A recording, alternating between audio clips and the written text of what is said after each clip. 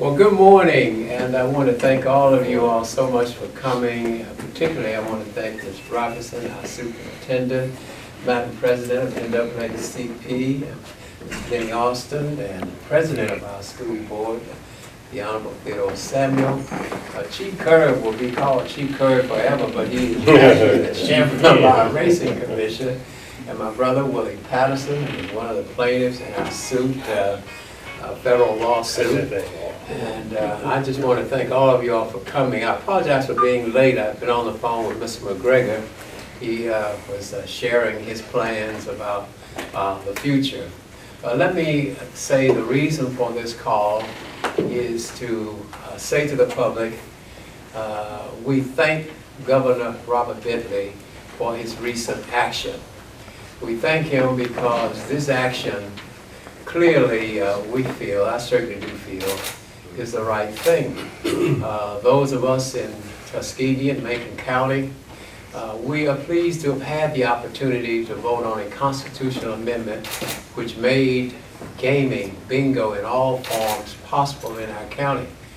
Why, Madam Superintendent? Because education is the real reason why we're in the gaming business in the first place. Going back to the early 80s, Mr. President, you remember when our schools were faced with financial challenge. Chief, we all had to go down for meetings in Shorter and other places. We had to find a way to save our school system. And this is what the people decided. They decided rather than have an increase in ad valorem tax, occupational tax, sales tax, they wanted the right to vote on gaming. And they expressed that 76% in a public meeting at Tuskegee Institute High School at that time, our alma mater, and at that particular time, that's what they said they wanted to do. And so that's how we got gaming in the first place. Now, Governor Bentley, as far as I'm concerned, is a fine man. He is a Christian man. He is a man with a good heart. I know because he and I sat together on the back row in the legislature. Senator Beasley and the governor and I all sat together, and we got to know each other very well. I want to thank him for his support that he gave me fighting for Tuskegee University. Matter of fact, the first time I tried to get the appropriation approved for Tuskegee University, it failed. And so I had to go to every legislator to ask for their help and their support. And next time we got it passed. But Governor Bentley always supported Tuskegee University. He also voted for this measure, our constitutional amendment, which was offered in 2003 in the legislature. So this idea of people voting on an issue is something that I'm sure the governor and all of us think is the right thing to do. People ask the question, what's going to happen now? The Attorney General is saying that he's going to still pursue his case. Well, we love the Attorney General too. Thank him. He can do whatever he wishes to do, and I'm sure he will. But in the meantime, that does not in any way discourage Milton McGregor, the Racing Commission Chief. You can speak on behalf of them. The judge has spoken, and plus everyone in Alabama knows that we have been discriminated against, we have been treated unfairly. The 14th Amendment of the Constitution of the United States of America states clearly that equal protection is the law of the land.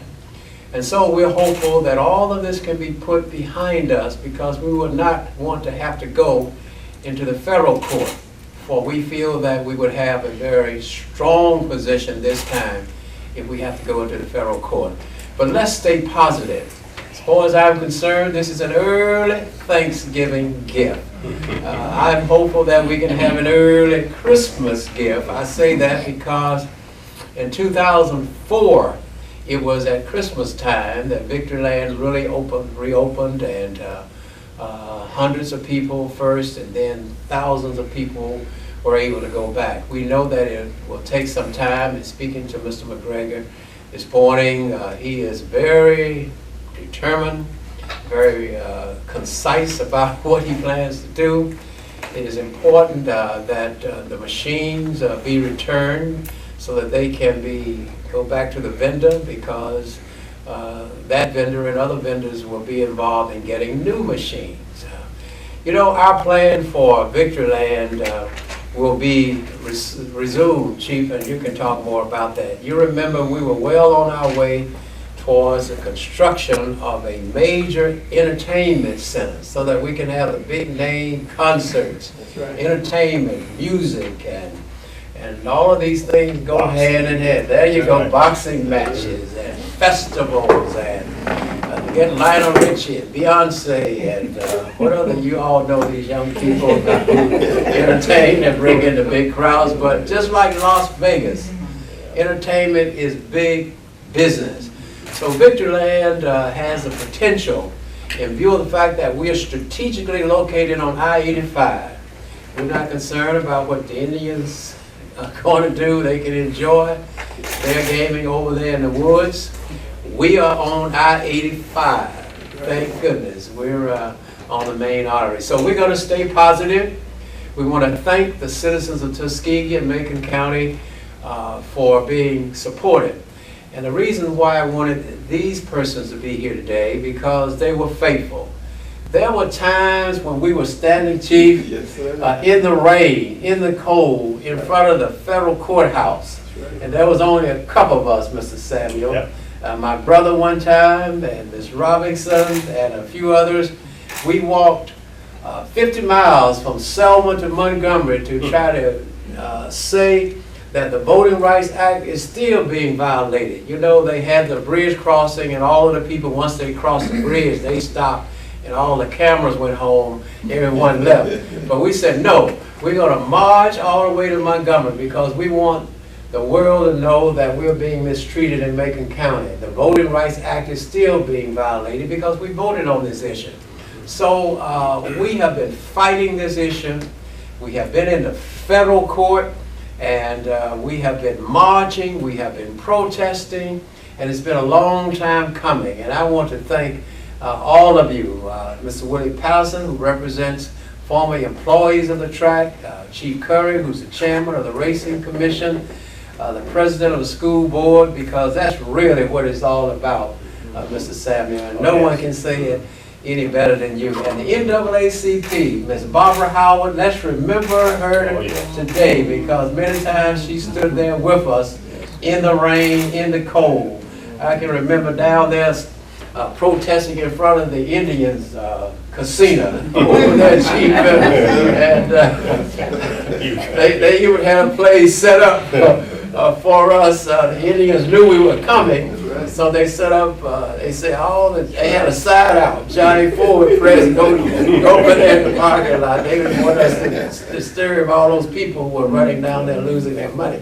But at any rate, but it's all right to lose your money in Macon County because it benefits the children, right, Madam Superintendent? Absolutely. I'm very proud of our superintendent who works so hard for the children in this county. And Ms. Robinson, thank you so much.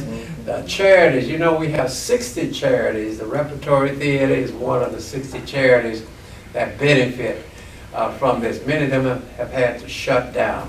So again, I want to turn to our Mr. President of the school board and turn the mic over to you. Thank you for what you have done, sir. Fighting. Number one, good morning, everyone. Good morning. When the mayor called me yesterday, I had a full day schedule. Y'all know this is a homecoming weekend. My brother's here from New York, and I got a group coming in.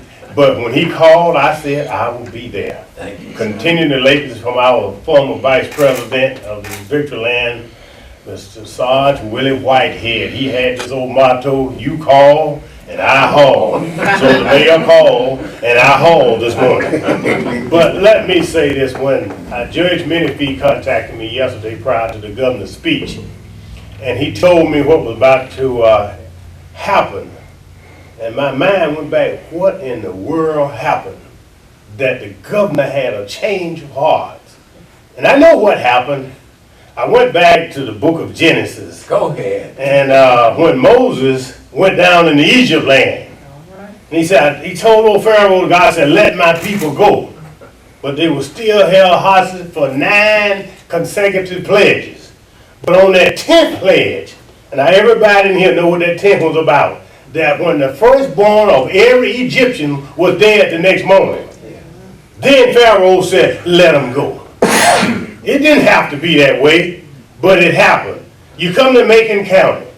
Now I have to say this every time the mayor called me in for a news conference, because I sat right there at Kellogg's Conference Center when the former governor Bob Riley came and spoke to us, asking us to support Amendment 1. You all know that was a tax increase. And he said, while I'm here on the famed campus of Tuskegee University, he talked about George Washington Carver, Booker T. Washington. He said, I want to commend Milton McGregor for having the finest tourist attraction in the state of Alabama. And I asked this question all down the Capitol steps and everything. What happens? What happened 4 years later that all of a sudden we're closed down because of the governor? He didn't do it while he was in office, but he got things in place before he got out. Now, if you look at what Macon County has lost, now I'm just going to talk about the school system. You know, if we were getting $2 million a year, then all of a sudden that's cut off. You must remember, we had programs already set up with this money. Then all of a sudden you lose it. What are you going to do? Are you going and ask the governor to give us $2 million since you've lost ours? That's not going to happen. But what you have to do, you have to cut programs that were helping students. You cut programs that was helping Macon County public schools. And it's unfortunate that we lost all of that.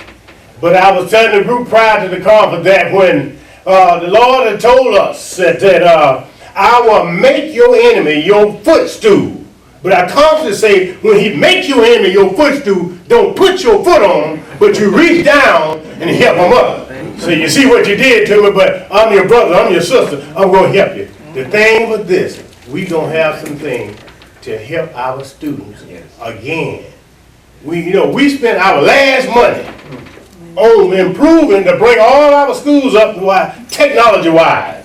Because you know how many of our schools got that Apple grant? But we got all of our schools, and now we get ready to go back to New York trying to get some more money. Hopefully, we won't have to ask for as much this time. But then again, we have a leverage to tell them up in New York that we have Victoryland open again. We're going to have some extra funds coming in. And the thing of it is, I want to thank the mayor here. I know the role he has played, because he practically worried me to death.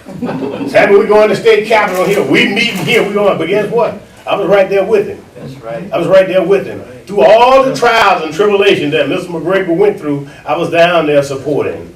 I testified in court. That's right. Mayor Ford testified in court. And there were several, because we knew that our voting rights were being violated. And one thing about it, they don't know Macon County. We don't quit. We will fight you until you fall. And then we'll pick you up and hope you can make the call. Thank you, Mr. Mayor. Thank you, Mr. Secretary. While we're on education, Madam Superintendent, would you, while we're on education, what does this mean? Oh, this is monumental for us. Since this terrible decision to close Victoryland, as Mr. Samuel said, we have suffered some major setbacks. Definitely in the accessibility of being able to transport students home in the rural after having football practice, basketball practice, after school tutorials. When we had Victoryland up and running, we ran an activity bus, and so we had much more participation in the county in all of our sports and in all of our activities, because transportation is a major barrier in the rural community like ours. In terms of teacher units, we could no longer fund local teacher units.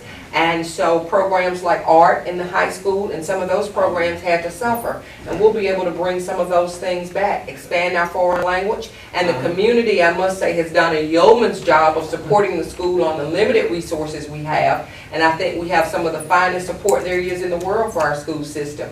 Yet there's a state and fiduciary responsibility to make sure that we have those resources in place to help our schools. And Victoryland had been one of them since I had been in high school. Yeah, so it had been here for years and years and years. And to simply have that snatched from us was a disservice to our students, to our teachers, and to our principals, who had to really dig deep to try to create funds to pay phone bills and things of that nature to Yeah. keep our schools up and running. So we're very excited about this move by the governor, and we look forward to our students reaping the benefits. Outstanding. Ms. Robinson, the charities, we've got about 60 of them, I We think. had 60 charities, and each one of them has lost over $100,000 on this period that it's been closed. And for charities and cultural events that keep the quality of our life, of our community up and running, that's devastating. Victoryland was our major industry. We have no other big industries, and this was one we created. We were very proud of it, and it really sustained us. Because when you have money from Victoryland, then you can get other monies, just like the superintendent says. And that's what we look forward to, and we're so happy about it. Outstanding. Voting rights were trampled upon, and I know that is the fight of the NAACP every day, Madam President. Yes, we are working toward voter registration through our churches. The month of November is the month for getting out and getting people registered to vote. I will be going on the campus next week to try and get our students registered into importance of voting in the next election of 2016. So we, the NAACP, is working hard, and I'm here to try and not fit Barbara Howard's shoes, fit my own, but do the things that she wanted done for this county, Macon County. And I'm here to do whatever I can to help us move forward. Yes. Thanks to the governor for his decision Exactly. to change. You know, if your conscience don't condemn you, neither will I. All right. Mr. Patterson, there were probably, how many, 2,000 or more employees? I want to let you speak on, what does it mean to have the opportunity to go back to work? That's really the bottom line here for so many. Well, Mr. Mayor, I think it's very good to that the governor made the decision that he made.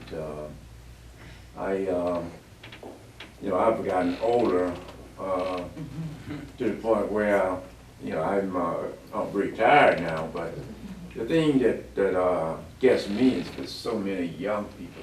Exactly. What was put out and through all those the young people that's being without a job, there are so many with lack of education, high school drops out and stuff, where going to other places, they were turned down. Yeah. And I used to see some now that's walk up and down the street. This has not worked since then. It's where are they gone? Let's face it. Everybody can't go to McDonald's and Burger King to get a job, and there's so many that don't have transportation. And reopening Victoryland would give them the opportunity to go back to work and be able to support themselves and their family. And it's a short distance away. And where the carpool is, was better for them. One person have a car. Because when I was there, I used to come to Tuskegee from Midway, come through Tuskegee and pick up about 4 people. And take them down. From Jacob and work. So I think it's good that we're heading in the right direction. And thanks again to the governor. Great, and on behalf of all the now, Chief, we save the best for last. You're the chair of the Macon County Racing Commission, so you all have the responsibility of overseeing everything out there. What does this mean for you all?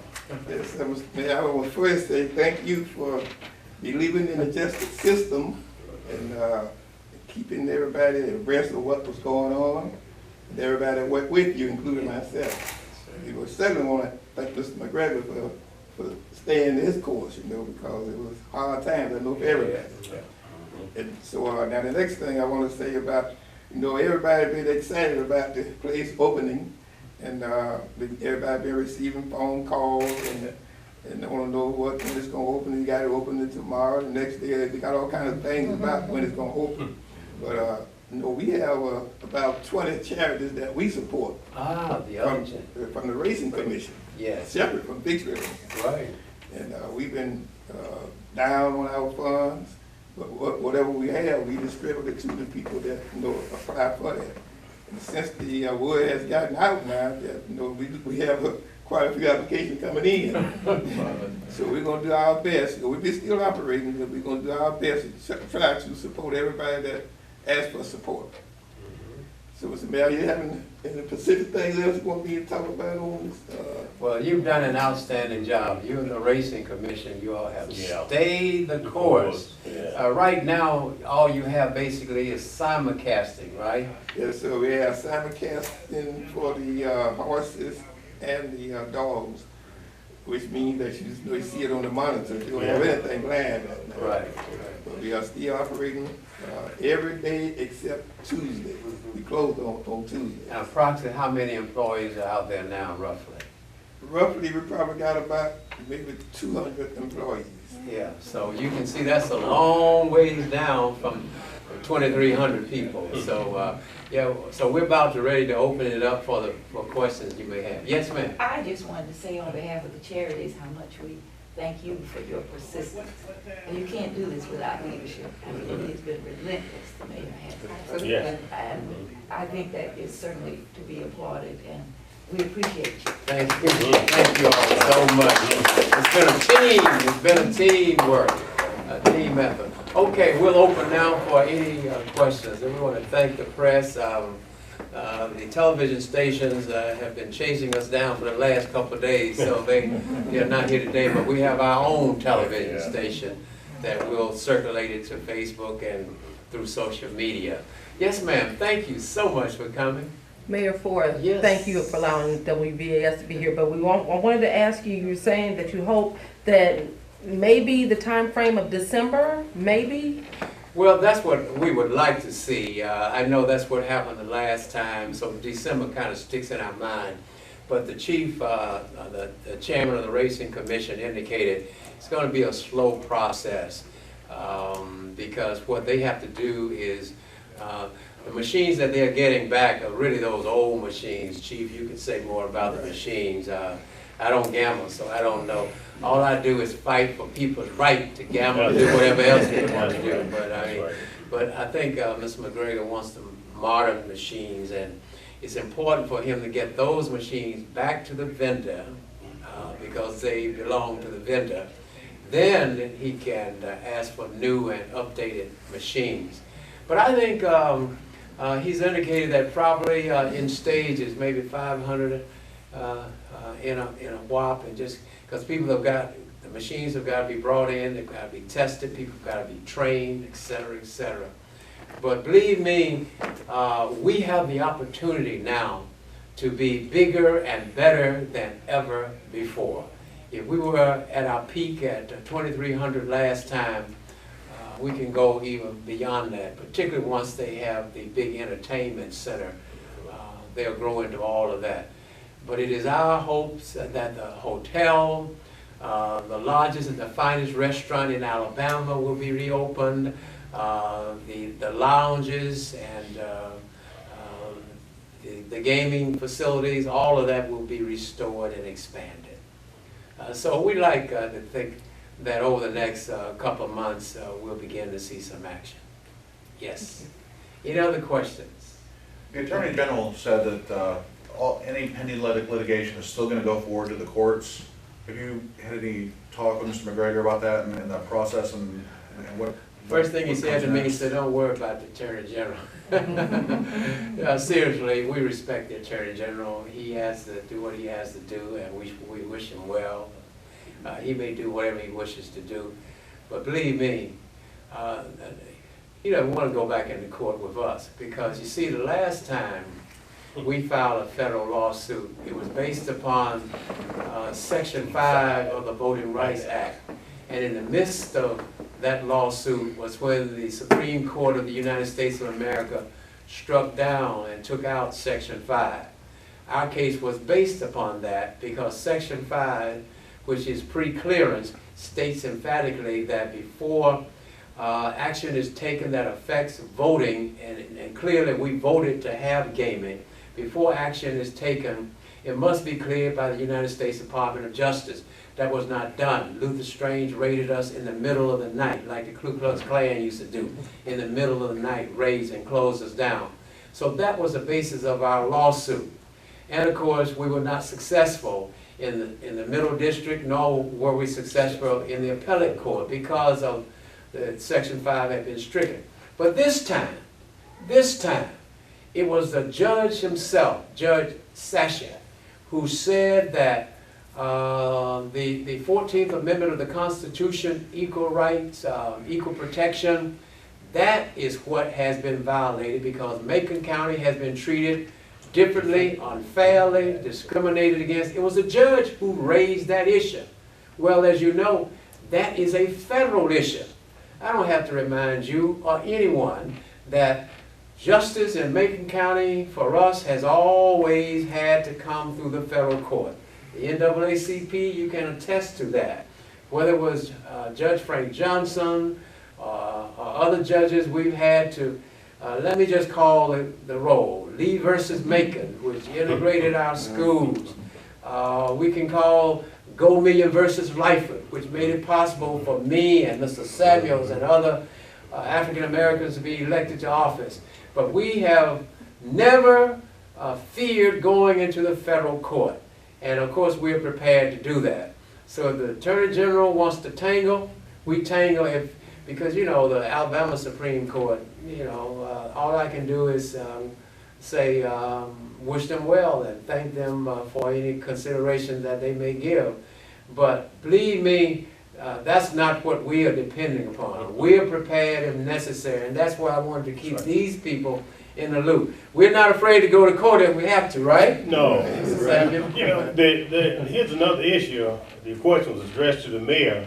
Now, you must remember, this is the third executive order we've had within recent years. The first one was by former Governor Bob Riley when he got rid of Troy King because Troy King would not do what he wanted to do. He formed his task force by an executive order. Then you come back, you have another executive order from our present governor. And when you look at what he has done, now you must remember, Governor Bentley wanted to do it right from the beginning. When he was elected, if you all remember, the first speech he made, he said those counties that have constitutional amendments, they can go back into business. Well, a few days later, he came back and said, well, I'm going to turn it over to the Attorney General. See, I follow this stuff. If you said it, I'm going to remember what you said. I tell you your face. This is what you said. And he said, I'm turning it over to the child. I said, well, and I'm not afraid. I said, Bob Riley's still the governor. We in trouble. Now the governor had made another executive order, and the Attorney General is not over the governor. The governor is over the Attorney General. We know that the Attorney General is the highest law enforcement in the state. But the governor is the governor. The governor made that decision. And the Attorney General, he wants to spend Alabama taxpayer money that they don't have. Let him go on and make a fool out of himself because he's not going to win. He's not going to win because we're not going to quit fighting. We're not afraid of the Attorney General. Come on. I remember when he was down there in Huntington College. He shouldn't have been starting. They had him on the basketball team. Big old blundering out there. Should have had somebody else in his place. But because of his size, he was out there. I know y'all don't remember this, but I remember this stuff. And there's no way he would have been Attorney General if the governor hadn't got mad with Troy King because he wouldn't play politics with him.